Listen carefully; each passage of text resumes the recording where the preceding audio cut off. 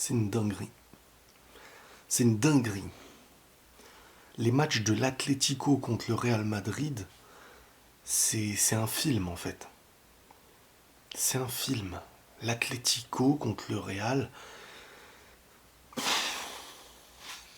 Oh là là, la même chose que l'année dernière. Le match, tu le gagnes, tu le maîtrises. Enfin, tu le maîtrises. Du moins, tu maîtrises le score. Et dernière seconde, et t'es là, tu fais rentrer la planète entière en défense. Donc tu vas reculer à fond, à fond, à fond. Et t'encaisses dans les dernières secondes. C'est-à-dire que tu peux même pas aller rechercher un but, c'est fini. La même chose que l'année dernière, mais on connaît. On connaît ce Real. Franchement, on connaît. Alors, il laisse tes négatifs. Ouais, toujours la même chose. Ouais. Le faux pas du Barça hier, il a conditionné la manière de jouer du Real aujourd'hui. Le Real, dans son esprit, il part en se disant le nul, c'est pas le pire résultat. On se rapproche un peu du Barça. On est à l'extérieur contre l'Atlético. On n'est pas dans l'obligation ultime. Parce qu'en fait, le nul nous rapprocherait d'un point en plus par rapport à hier.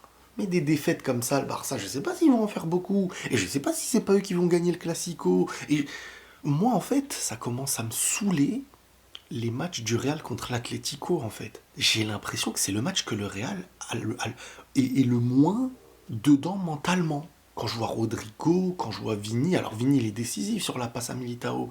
Il n'y a que Bellingham que j'ai senti au milieu. Parce que Modric il joue parce que t'as plus de stabilisateur de balle au milieu de terrain.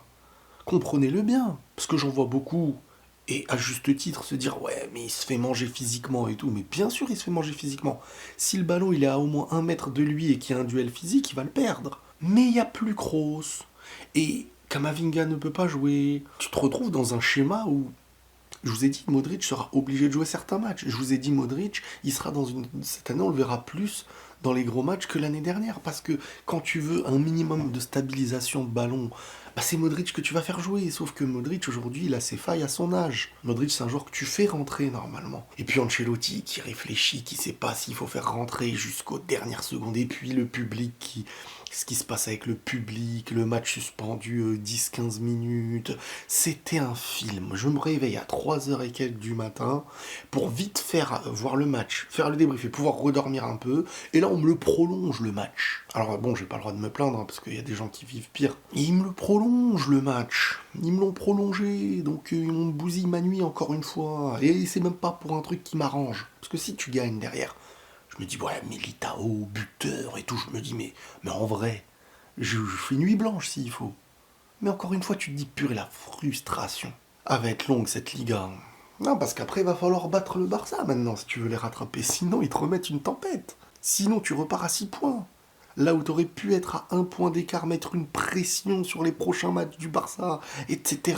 J'ai l'impression que je suis en train de vivre de toute mon histoire, du fait que je regardais le Real et tout, la période où mentalement, t'es le plus en danger contre l'Atlético. J'ai connu des époques où c'était pas ça. Même avec des bonnes équipes de l'Atlético. L'Atlético contre le Real actuellement, c'est peut-être le match qui me fait le plus peur en Liga. Devant le Barça. Ça veut pas dire que là, tu vas pas te manger une rouste contre le Barça. C'est pas ça, on connaît pas l'avenir. Mais franchement, ça fait beaucoup. Ces scénarios où tu sens qu'en fait l'Atlético, c'est l'équipe la plus vicieuse du monde. Et je le dis pas dans le mauvais sens. Le public, c'est leur vie. Moi, je veux pas parler du public. Mais l'équipe en elle-même, elle te prend à petit feu. En plus, tu nous mets 2 Argentins pour commenter une équipe composée des limites d'Argentins contre des Brésiliens du Real. Ah oui, t'imagines un peu. Même si j'ai beaucoup aimé, malgré tout, Javier Pastore qui parfois a une vision de joueur qui fait du bien. Vraiment. Mais j'aurais aimé voir Mbappé dans ce genre de match. Vraiment. Pour moi, ça, c'était un match pour Mbappé dans le sens où s'il le réussit, je dis pas qu'Mbappé aurait réussi ce match. Je dis que s'il le réussit, ça lance totalement la saison. Ça met un système de jeu. Ça met beaucoup de choses en avant. C'était un match très compliqué. Je suis quand même. S'il y a des choses sur lesquelles je suis satisfait, je m'attendais à voir Vinicius péter un plomb parce qu'il était attendu. Ils ont voulu le faire sortir du match le plus. Il était focus terrain, même si sur le terrain c'était pas fameux. La bataille physique n'a pas toujours été à ton avantage. C'était les deux équipes qui s'observaient, des phases de possession avec le moins de risques possible. Mais le coaching d'Ancelotti sur le moment où tu mènes au score, c'était frileux. C'était frileux. T'envoyais un message en mode allez, on met le cadenas et on attend. Mais un match comme ça, c'est trop perturbant parce que tu perds 10 minutes. Tu vois, en fait, le moment où tu marques, t'étais en train de les assommer. Et derrière, après, on les voyait rater des choses, t'as eu des occasions. Tu leur laisses le temps d'avoir une grande pause, et en plus, avec un coach qui va les conseiller, qui peut reprendre le match. Donc en fait, j'ai envie de dire, la pause que tu fais là, elle avantage pour moi l'Atlético plus que le Real. Parce que c'est comme si t'es sauvé par le gong dans un combat de boxe. Parce que c'est comme si t'étais à deux doigts du chaos, et qu'on te dit, bon, en vrai, on va te donner 10 minutes de repos. Retrouve tes esprits, tu viens d'encaisser un but, et sur le coup d'un truc grave du public qui viennent et qui jettent des choses sur Courtois. J'ai vu une page sur Twitter de l'Atlético qui dit le public, entre guillemets, a répondu à Courtois. Alors dans ce cas-là, qu'est-ce qu'il faut faire quand un Simeone fait le signe cojones au public, quand il marque, quand il faut que le public réponde à la hauteur, ou pire que à la hauteur.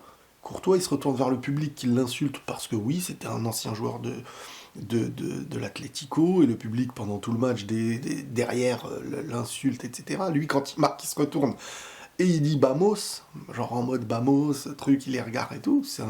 Voilà, il se fait insulter. En vrai, moi je suis contre les insultes et tout, mais c'est ce qui se fait malheureusement dans tous les stades. Tant que c'est pas raciste, tant que c'est de la provoque et que ça va pas plus loin, machin. Mais quand après, tu jettes des choses. Eh oh, accepte le jeu. Nous, à Madrid, c'était des joueurs de Madrid avant, Llorente, il fait le mec contre le Real, t'as des Kubo qui parlent derrière contre le Real, t'as plein de joueurs Morata et compagnie.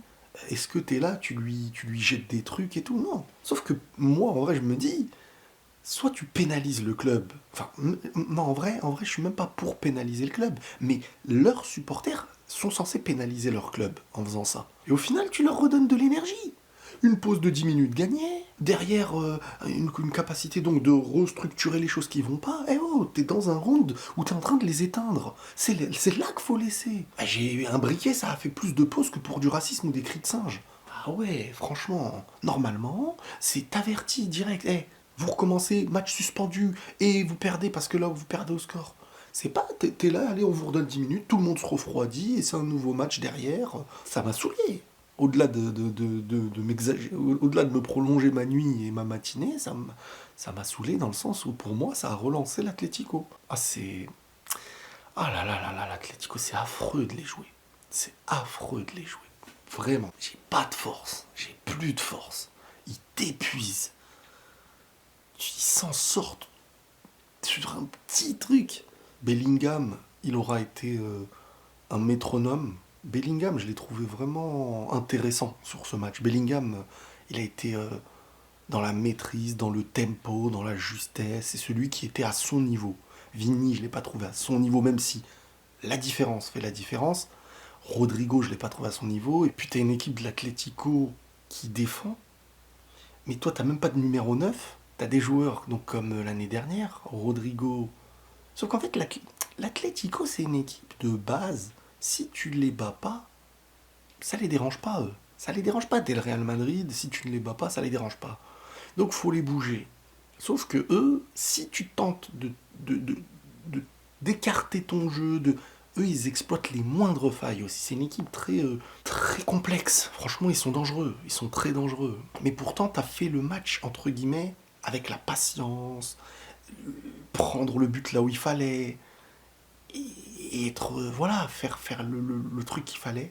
Et derrière, tu te manges ce dernier but, encore une fois, chez eux. Tu repars jamais d'un match contre l'Atlético, hormis le match où Brahim Diaz, là, il avait rattrapé Oblak et marqué derrière.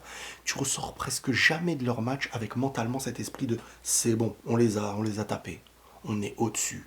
Non, toujours ils te la font à l'envers. Toujours ils te la font à l'envers. Bref, c'est très compliqué. C'est très compliqué. Franchement, c'est saoulant. Tu te retrouves encore une fois, au lieu d'être à un point, tu te retrouves à 3 points du Barça sur des dernières secondes. Les détails, les gars, ouais. C'est les détails. Tu te fais égaliser comme ça. Franchement, alors que tu défends 60. Et puis ce coaching frileux comme ça, moi, ça me frustre. Tu montres pas un pensée de grand club. J'ai vraiment le sentiment que tu es en train de montrer que c'est bon, on a mis le but, aucune pensée offensive, quoi.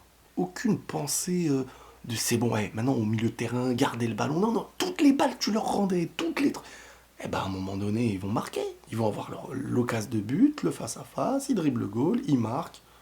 Et tous les Argentins sont contents. Les commentateurs, les joueurs. Non, c'est frustrant, je suis dégoûté. Je suis dégoûté. Mais c'est pas comme si je m'attendais pas. Hein, je vais pas vous mentir. C'est pas comme si je m'y attendais pas un peu. Je veux dire, le Barça faut pas, Real qui va jouer au Metropolitano, l'Atlético. Je m'attendais pas à 2-0, 3-0. Si tu gagnais sur un 1-0, comme sur ce match-là, Militao, j'aurais été très content. Mais en soi, c'est très. Les matchs comme ça, tu sais que ça se joue à des détails, mais surtout derrière un. Tu me dis le Barça, ils ont gagné et tout. Waouh! Là, tu peux jouer ta saison si tu fais un faux pas. Mais le Barça qui a perdu, je me disais, ouais, c'est bon. Ils vont pas aller. Tu te dis pas que sur ce match, le Real a été courir après leur vie. Hein. Donc au final, le un partout sera mérité. Ce sera un non-match au final. Et beaucoup de regrets. J'espère que ces regrets-là, on les aura pas plus tard. Totalement déçu. Bref. Prenez tous soin de vous les amis et la paix sur vous.